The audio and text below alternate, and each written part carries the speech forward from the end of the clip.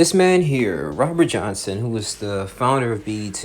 So the BET Awards actually just happened yesterday, and I didn't even notice till I woke up with a notification, and all the celebrities, me to take out. It was posting about it. Tyler Creator had a performance of Moneybag Yo. Cardi B announced her pregnancy. Offset. So I was like, okay. But then again, what really raised the questions, I think, with the Little Nas X performance when he kissed, I guess, two background dancers.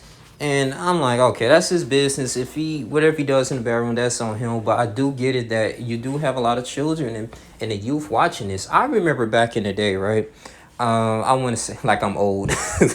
I'm in my 20s, but I will say like in the early 2000s, man, like Young Buck, Young Money. I think Lil Wayne, Kanye West was performing, not Runaway, but his graduation type albums in 2007, 2008. My parents and I, we used to, and my sister, we used to watch BET on Sundays. Sunday night, man, around this time, man, especially during the summertime when school is out. We used to love watching the BET. I remember going over to my grandmother's house on my mom's side. We sitting around watching Beyonce perform, Destiny Child performing, Kelly Rowland performing, and we used to love it. Yeah, we used to do some critiques and Usher in them. That's when I think music was really very super powerful, man. The R&B was just amazing. Wasn't too much stuff really going on. People showcasing their talent, and I get what Robert Johnson's vision at that time was. Now it started in January 25th, 1980. When he actually had he acquired a $15,000 loan, but then too he had a supplement of 500,000 investment with John Malone, and John Malone at the particular time was CEO of telecommunications, and he actually owned 7% of Lionsgate. And so moving on, they actually showcase pretty much the television cable network, the Madison Square Garden, and that's when he actually had like black jazz musicians, upcoming artists, and it's supposed to showcase the talent and the foundation of African Americans, their music, and I think that's very powerful to actually have your own network as African Americans. That's of course that's the great way to build wealth, and it's just feel like over the years it's just died out, man. And I don't know if it's because of this music that people are pointing out, but I remember we had Terrence J, Roxy, at the time Calloway. They were actually hosts back in September 2001. And then you had up to 2005. I think that's when they just kind of like did off. And you have Big Tigger. And these individuals, these were one of the best hosts in my lifetime because they were actually going to HBCUs. They was encouraging kids to go to school. If you had good grades or whatever, you could send parents could send their kids report cards and stuff. You would get a prize like $1,000 or something. Or anything that was like towards a scholarship. If you can name like artists, it was something very motivational, and it gives you the incentive to watch it. I just wish we can get back to that. Even the people right now that's watching BET, that's cool, but it really hasn't been the same anymore, man. And I don't know, because I'm getting older, but I used to love it. But it's just seemed like ever since like 2005, I think Deborah Lee was the vice president at the time. She took over, and then because he retired, Robert Johnson retired, and then Viacom actually bought it out for $3 billion. And ever since then, we just kind of lost our image. And I just think that this is a powerful lesson that if you have something good, I feel like as black people, we gotta perfect our own image. We gotta tell our own story. We can't have some people that don't understand our culture to tell our story, because they gonna do it in their vision, and they probably can make a mockery out of us. They don't, they might have a separate agenda. I just really feel like this national TV, yeah, people have access to, you kind of want to have the most positive image as possible.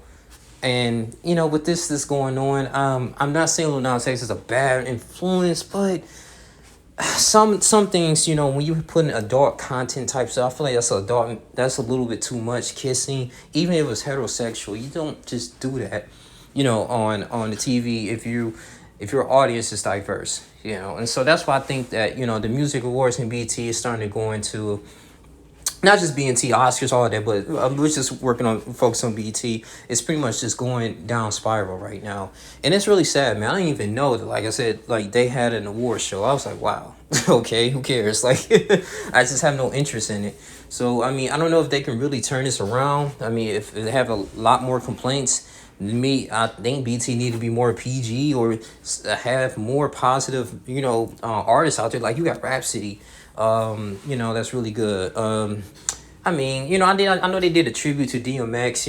I'm not trying to highlight all the negatives. I'm pretty sure it was some positive things. You got DMX tribute, which was a great rapper, and rest in peace. They used to do tributes to Michael Jackson, Prince. I appreciate the network doing things like that, but sometimes they got to keep a balance at the end of the day, man, because people gonna remember the negative, and I just think that's why BT is getting a bad rap, for it. So I appreciate like the dedication of these artists. Like y'all did the Queen Latifah, she dedicated to her lover. Okay, that's cool. You know what I'm saying?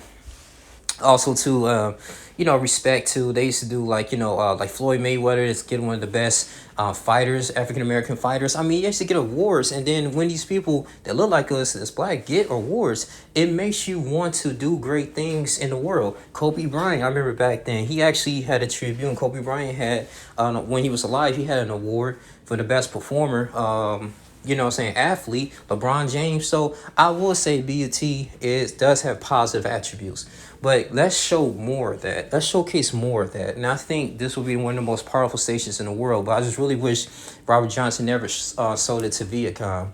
That's just me personally. But I don't think they should cancel BET. I'm not gonna go that far. It's not like a terrible network, but it is. It's like, what is the agenda at the end of the day? You know what I'm saying? So I just wish they would have. I mean, I think mainly it's this artist and stuff that's promoted on the radio too. That's what to blame as well. So, but anyway, man, that's all I really have to say. That's kind of how I really feel about this, man. Do you think BT should get canceled? I don't think so, but I do think they need some improvements though. Like just showcase more positivity, and they should have like some type of rules what you cannot do. No sexual acts, no promoting no drugs, violence, sex, none in it in your music. Don't do things like that. At the end of the day, man, it's more positivity that you can showcase in the network, as far as the music to get the people going. So, but that's it, man. I think they had Kamasi Washington, who's one of the black jazz musicians there. So yeah, we just more positivity and versatility. That's all. But this your boy Young Link Jr. Y'all like, comment, subscribe, share this video. That's all I really have to say, man. This is the fastest growing channel in the world. Love you guys. I want your thoughts, man. I'm out. Deuces.